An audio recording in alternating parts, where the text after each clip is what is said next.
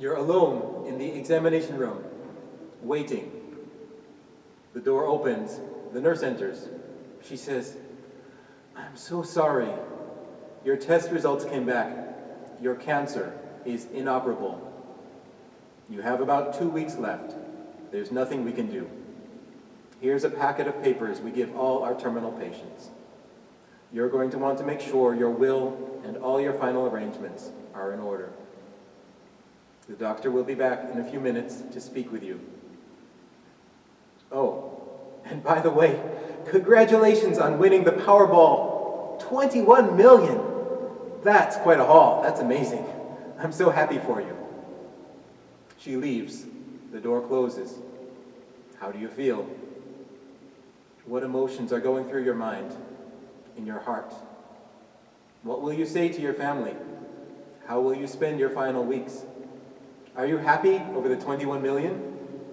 You're going to be able to leave a significant legacy to your family.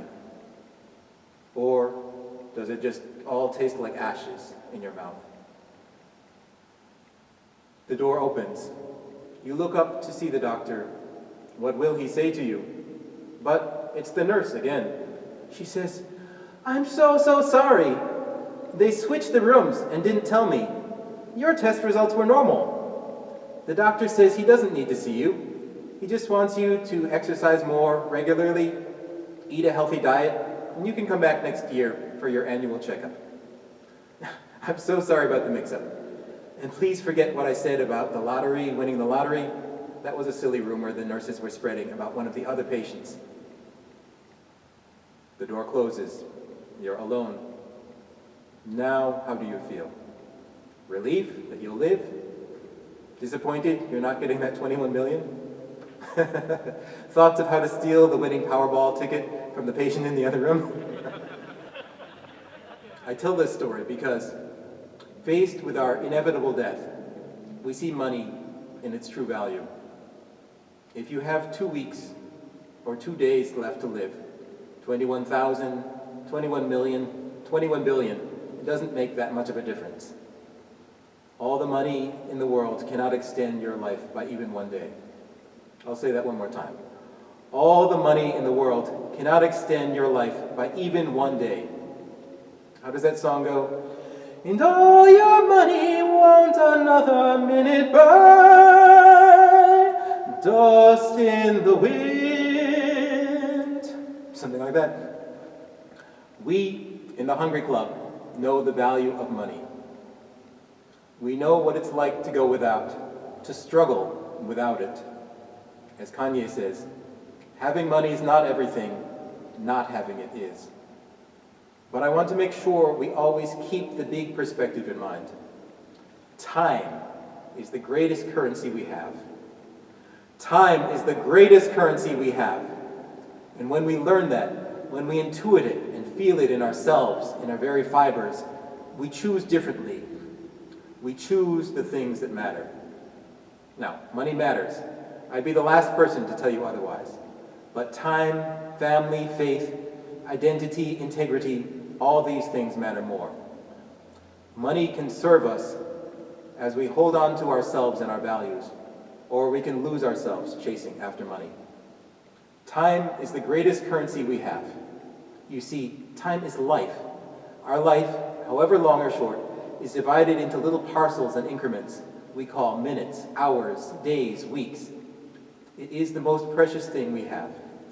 How will you spend it? How are you spending these component pieces of your life? Because, unlike many things, life is the sum of its parts.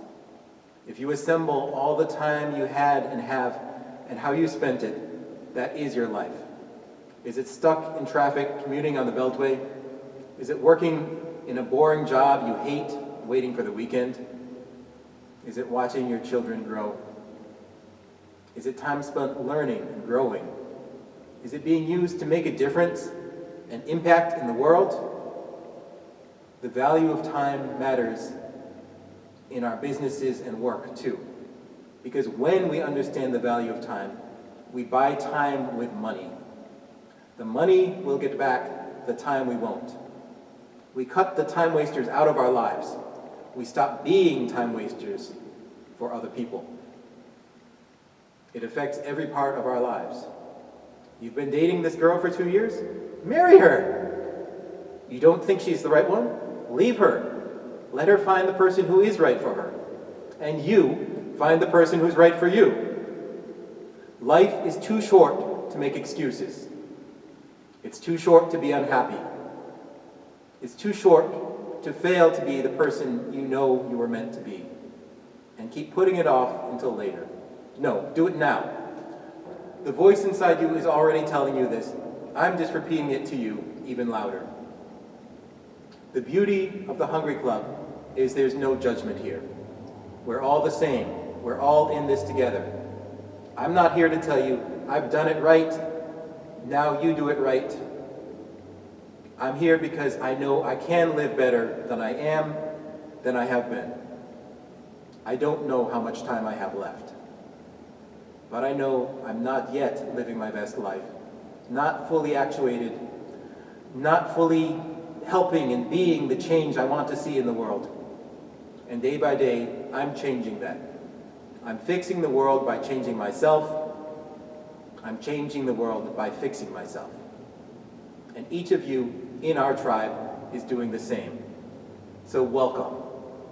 You are my people. I am your people. And I say to you again, transform your life with me. Don't give up. Don't drop out. It's the most important thing you can do. Take the 365-day challenge. What day are you on?